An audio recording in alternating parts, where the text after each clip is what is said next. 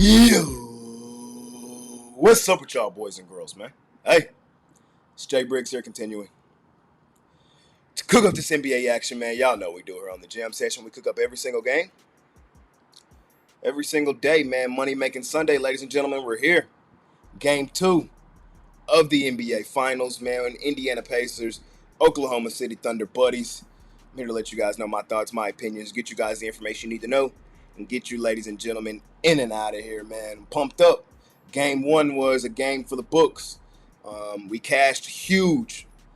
Indiana, money line. A lot of people didn't believe. They didn't believe in the spot. They didn't believe in the situation. They didn't believe in the Indiana Pacers. I understand why. I get it. But I'm just here to let y'all know what it is and what it ain't. And that's exactly what I'm finna do here today, man. I'm pumped up. I'm excited. I appreciate each and every one of you that continue to tune in and watch this video. Of course, all I ask is that you smash that like button for me. You subscribe to the channel if you haven't already. And as I always say, man, if you're rocking with me, rock with me. I'm active on Instagram and Twitter all day long. There's a link for both in the description below. And, of course, I have premium plays over at the site, man. Game 1, we took Indiana outright. Money line plus 340. I've been yapping about how I thought the odds never truly reflected how good Indiana is, has been, and was. A lot of people thought this series was going to be quick work, quick fashion. I saw a lot of 4-0s, a lot of 4-1s, and I just never thought that that was the case. This Indiana team is underrated. They have been for the last couple seasons, and they went out and proved exactly how good they were in Game 1. This is a team that, even when they're down, they're still in it. You know, they play all 48. They play all 48, and we love them for that.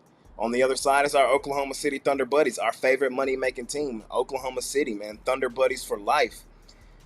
These are the two teams I have bet most over the last 2 seasons. Like, these are my 2 teams. These are 2 teams I know very well, I'm very comfortable with, and I know what to expect from both.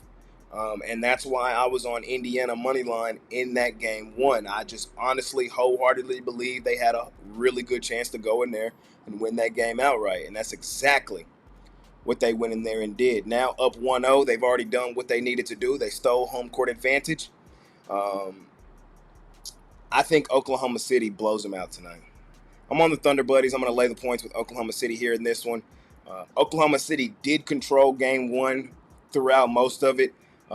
They kind of let up late third, early fourth. Indiana took advantage of that and caught them at the last second, literally. The last second of the game with the Halliburton pull-up mid-range game winner. Tonight, though, I think we get back to regular schedule programming. Oklahoma City is dominant at home. They have only had 1 loss to an Eastern Conference team at home all season, and that was Game 1 of the NBA Finals to the Indiana Pacers. The Thunder have not lost back-to-back games at home all season. The Thunder, remember, are the best ATS team this season for great reason, and they're also historically one of the best ATS teams of all time for great reason. I think this is the spot where Oklahoma City comes in, dominates, and wins this game by double digits. I'm going to lay the points here with Oklahoma City. I think they dominate Indiana. I think Indiana will struggle offensively tonight. I don't think it really will mean much for the total outlook of the series. But I do think tonight, with Oklahoma City's back up against the wall, they respond at home. They show up at home where they've been dominant all season long. Even here in the postseason, they've been terrible from an ATS perspective on the road. But at home, at the crib, they've been dominant. They got to play a full 48. They got to play a full 48 because Indiana's most certainly going to play a full 48. I think Oklahoma City has an uptick in defense tonight. I think we see Indiana struggle offensively. I like an under in this game tonight as well. I think this is going to be probably one of the most low-scoring games of the entire series. The key, remember, I told you this in Game 1, the key to look at in this series is, does Indiana score over 110? When Indiana has scored over 110 here in the postseason, they've won every single game. When the Oklahoma City Thunder buddies have held a team under 110, they've won every single game. What did Indiana score in Game 1? 111. For the win. That's insane. I know. Tonight, I don't think they get anywhere near close to it. I don't even think they get into the hundreds.